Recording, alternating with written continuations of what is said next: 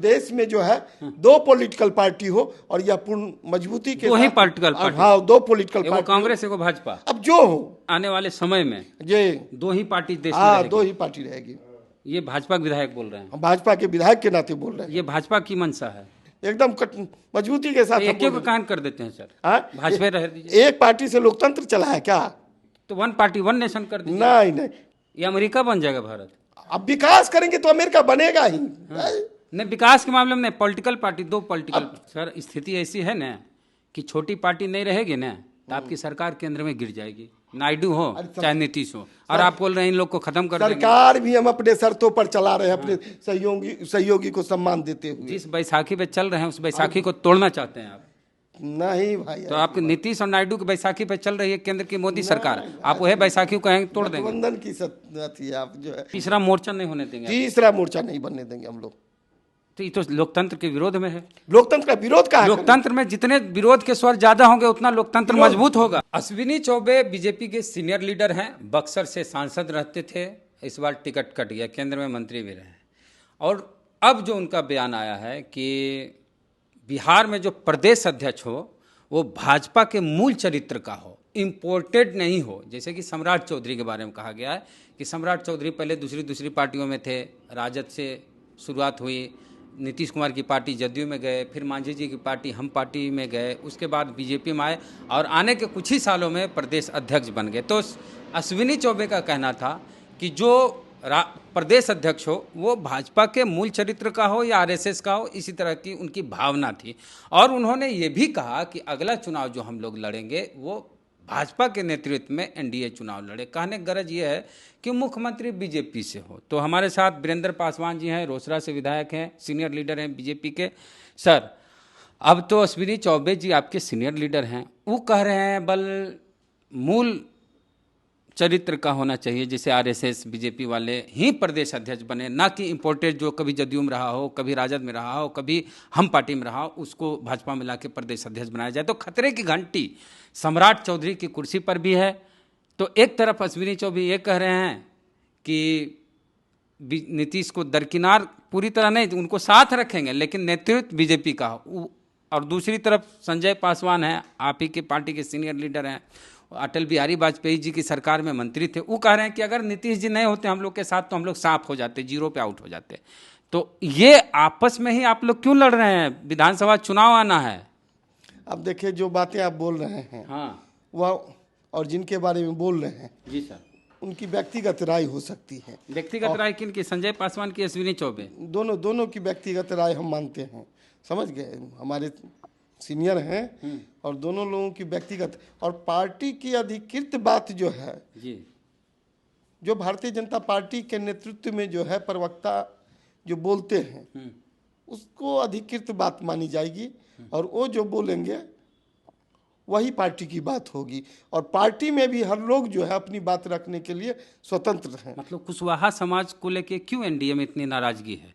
एक तो देवेश चंद्र ठाकुर जदयू से जीत के जाते हैं सीतामढ़ी से, वो कहते हैं कि कुशवाहा यादव मुस्लिम आइए हमारे यहाँ चाय पानी पीजिए लेकिन व्यक्तिगत काम नहीं करेंगे। यानी कुशवाहा से देवेश चंद्र ठाकुर को दिक्कत है और कुशवाहा से अश्विनी चौबे को दिक्कत है। यानी जब से आरजेडी या महागठबंधन के 7 गो टिकट कुशवाहा को दे दिया तब से आप लोग इतनी नाराजगी क्यों हो गए कुशवाहा समाज से? जाति समाज की सच्चाई है सर, और उसकी जो कुरीति होती है उसे समाप्त किया जाता है जी। और इतना बड़ा देश अपना जो है जातियों की सच्चाई में ही जो है एकीकृत है, इस बात से जो है इनकार नहीं किया जा सकता।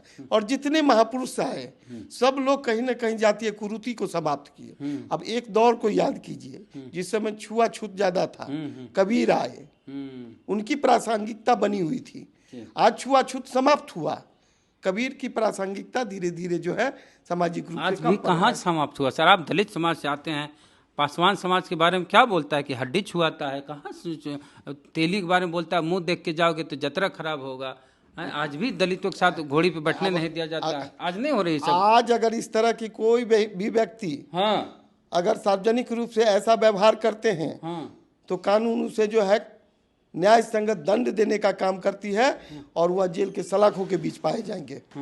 जी, और यह बात हम दावे के साथ कह रहे हैं। अब कुशवाहा को मुद्दा बना लिया आरजेडी वाले।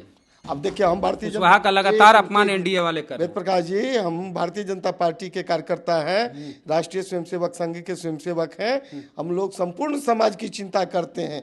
कहीं भी किसी जाति और इसके बारे में जो है कोई बात नहीं आती है। हर व्यक्ति प्रतिभा के बल पर जो है अपना जगह को प्राप्त करते हैं। यह भारतीय जनता पार्टी में रीति नीति है जी। तो क्या कहेगा अश्विनी चौबे की भावना को लेके? आप तो अब अश्विनी चौबे जी बोले हैं, हाँ, अब दुनिया में जो है भारत एक विकसित राष्ट्र के रूप में जो है चल पड़ा है, और विकसित राष्ट्र के रूप में कहीं न कहीं जिस तरह से अमेरिका में आप देखते हैं two language two political party, तो हम लोग भी उस परिकल्पना की ओर चल रहे हैं जो 100 language two political party Bharat में भी कैसे बने। तो इस दिशा में जो है भारतीय जनता पार्टी का विस्तार भी हो रहा है, और हम लोग भविष्य में चाहेंगे जो देश में जो है 2 पॉलिटिकल पार्टी हो, और यह पूर्ण मजबूती के वही साथ, पॉलिटिकल पार्टी, हाँ 2 पॉलिटिकल एगो पार्टी, कांग्रेस एगो भाजपा, अब जो हो भारतीय जनता पार्टी है ही, और बाद में जो है 2 पार्टी हो, जिससे जो है ये अमेरिका बन जाएगा भारत। अब विकास करेंगे तो अमेरिका बनेगा ही। नहीं, विकास के मामले में पॉलिटिकल पार्टी, 2 पॉलिटिकल, आखिर विकास की रूपरेखा तो पॉलिटिकल पार्टी तय करती है ना। माने 2 ही पार्टी, छोटी छोटी पार्टी का क्या होगा? छोटी छोटी पार्टी हम लोग का सहयोगी रहेगी, जदयू सब लोग सहयोगी रहेंगे, लेकिन आप 2 कह रहे पार्टियों का राज होगा। 2 ही पार्टी रहेगी। हाँ, आप एकदम मजबूती के साथ एक को कान कर देते हैं सर, हाँ? भाजपा रह दीजिए। एक पार्टी से लोकतंत्र चला है क्या? तो 1 पार्टी 1 नेशन कर दीजिए। नहीं नहीं 1 नेशन 1 पार्टी, नहीं, 100 लैंग्वेज टू पॉलिटिकल पार्टी यह देश की परिकल्पना है, और परिकल्पना को वास्तविकता में बदलने के लिए हम लोग काम कर रहे हैं। मतलब देश में 2 ही पार्टी रहेगी। 2 पार्टी, बाद बाकी जो होंगे या तो उनके सहयोगी होंगे या मेरे सहयोगी होंगे। तीसरा मोर्चा नहीं होने देंगे। तीसरा मोर्चा नहीं बनने देंगे हम लोग। तो ये तो लोकतंत्र के विरोध में है। लोकतंत्र का विरोध कहा? लोकतंत्र में जितने विरोध के स्वर ज्यादा होंगे उतना लोकतंत्र मजबूत होगा। विरोध की बात है, हम तो कहे ना, या तो उनके साथ रह करके मेरा विरोध कीजिए या मेरे साथ रह कर उनका विरोध तो कीजिए। इसमें तानाशाही नहीं हो जाएगी सर? तानाशाही, भारतवर्ष में तानाशाही संभव नहीं है, कई स्तंभ है। तो भाजपा वाले के बारे में ही कहते हैं कांग्रेस वाले कि मोदी जी तानाशाही हैं।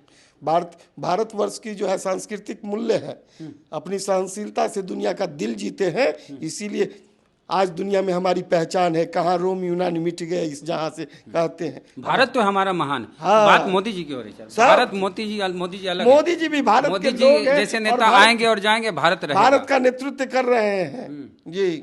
नहीं तो ये जो बोले हैं आपकी 2 को पार्टी रहेगी, अभी भी बोल रहे हैं 2 पार्टी रहेगी,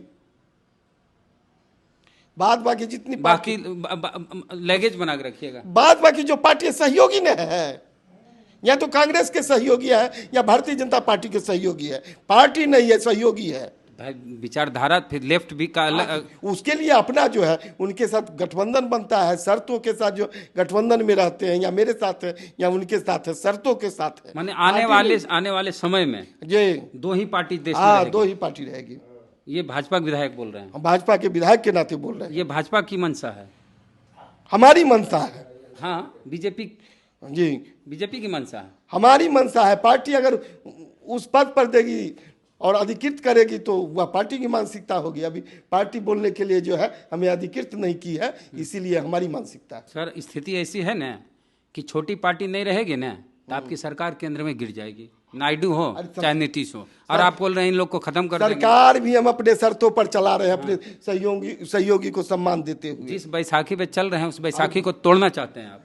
नहीं भाई, तो आप नीतीश और नायडू की बैसाखी पे चल रही है केंद्र की मोदी सरकार, आप वही बैसाखी को कहेंगे तोड़ देंगे? गठबंधन की थी आप जो है विषयांतर। चलिए, तो आरक्षण घट गया सर बिहार में, हाईकोर्ट का आदेश आया है। हाँ, पहले एससी का था 16%, जातीय जनगणना के बाद हुआ 20%, एसटी का था 1%, किया गया 2%, और अति पिछड़ा का कितना था 18%, उसका 25 किया गया, और पिछड़ा का था 12%, उसका किया 18%, कुल मिला के 65% हुआ।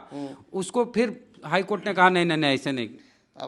अब यहाँ पर जो संविधान पढ़ने के बाद जो बात आती है, आरक्षण क्यों मिला, इस दिशा में आपको जाना चाहिए। आरक्षण मिला, प्रतिनिधित्व नहीं, हमारी भागीदारी नहीं थी हमारी। आखिर अब प्रतिनिधित्व आखिर हिंदू से अगर किसी अन्य धर्म में लोग जाते हैं उनको आरक्षण नहीं दी जाती है। अन्य धर्म के लोग कहते हैं हमारे यहाँ भेदभाव नहीं है, इसीलिए वहाँ समतामूलक बात है तो उनको आरक्षण। अच्छा, एक सवाल आपको सुने में बड़ी, इसका जवाब दे में आप पूरा उत्सुकता के साथ दीजिएगा।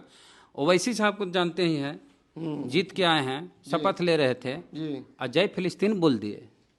तो उन पर जो है सरकार को कठोरतम कार्रवाई करनी चाहिए। उनकी सांसद सदस्यता जा सकती है, ऐसा नियम है क्या? आप लोग ऐसा कर सकते? अब देशद्रोह का जो है, राष्ट्रद्रोह के दायरे में आएंगे तो सदस्यता जाएगी उनकी। नहीं, ये प्रचलन को कितना सही मानते हैं कि आज कोई फिलिस्तीन जिंदाबाद बोल रहा है? भारत में बोलने का, और वो भी निर्वाचित व्यक्ति को भारत में बोलने का किसी भी तरह से जो है न्यायोचित नहीं कहा जा सकता। नहीं, कोई फिलिस्तीन जिंदाबाद बोलेगा, गलत है, गलत कोई है। इजराइल बोलेगा, कोई चीन जिंदाबाद, कोई पाकिस्तान गलत जिंदाबाद, है। ये परंपरा सही है? नहीं, जो भी बोलते हैं साहब पूर्णतः गलत है। गलत है। तो क्या ओवैसी साहब जो बोले हैं जय फिलिस्तीन शपथ लेते हुए लोकसभा में, गलत है। तो क्या क्या सजा मिलेगी उनको? अब अथी जो अध्ययन करने के बाद उनकी सदस्यता जा सकती है। सदस्यता जाएगी? हाँ, निश्चित रूप से ओवैसी साहब की सदस्यता जाएगी। हाँ, उस पर अब कानूनता जो है लोग विचार करेंगे उस पर। अगर कानून के दायरे में यह शब्द गलत है तो निश्चित रूप से सदस्यता जाएगी। ऐसा प्रावधान है कि किसी देश दूसरे देश, अब आप सदन के अंदर जो है शपथ समारोह, ऐसा दिलीप मंडल लिखे हैं, वरिष्ठ पत्रकार हैं सर, वो लिखे हैं कि सांसद सदस्यता जा सकती है अगर आप लोग एक्टिव हुए, उस तरह से एक्शन लिए तो। अब सदन में आप जो है यहाँ की सांस्कृतिक दुनिया के किसी दूसरे देश में कोई सांसद शपथ ले रहा हो, वहां कोई बोल सकता है जय भारत? नहीं बोल सकता है, तो फिर ये क्यों बोलेंगे? ऐसा है। अब भी बैरिस्टर होके ऐसा कैसे कर दिए? वो तो इतना कानून के जानकार विद्वान आदमी। अब निष्ठापूर्वक जो है इस देश को, और हवा में बसने वाले लोग की निष्ठा कहीं और है, वही बात उनके जुबान से प्रकट हो गई है। तो फिर आपके भी एक सांसद हैं, वो बोल दिए हैं हिंदू राष्ट्र भारत है, तो इसमें क्या कहने की? हिंदू राष्ट्र कहाँ भारत? ये हर देश का सेकुलर देश है सर। तो क्या भारत अपने आप में? सर हम लोग दलित हैं, हम भी दलित हैं, आप भी दलित हैं। हिंदू में हम लोग का क्या स्थान है वो आप भी जानते हैं और मैं भी जानता हूँ। आप दलित होके आप इस तरह से बोलते हैं हिंदू राष्ट्र। हिंदुओं में हम लोग का जो स्थान है, हिंदू है और हिंदू समाज का एक घटक है। भले और भले स्थान कहीं चरणों में हो, चरणों में का है, मूल जगह पर है, बराबरी में है, ऐसा तो नहीं कहाँ है सर? तो आप भी दर्शक भी समझते हैं। चलिए सर, बहुत धन्यवाद बातचीत के लिए, बहुत समय दिए, इसके लिए बहुत बहुत शुक्रिया। धन्यवाद। आप लोगों को कैसी लगी बातचीत बताइए कमेंट बॉक्स में। बोलिए जय भीम, जय भारत। जय भीम बोलिए। जय भारत। और भीम भी इसी देश के लिए, उनका भी बाबा साहब अम्बेडकर जिंदाबाद। जय भीम। जय भीम।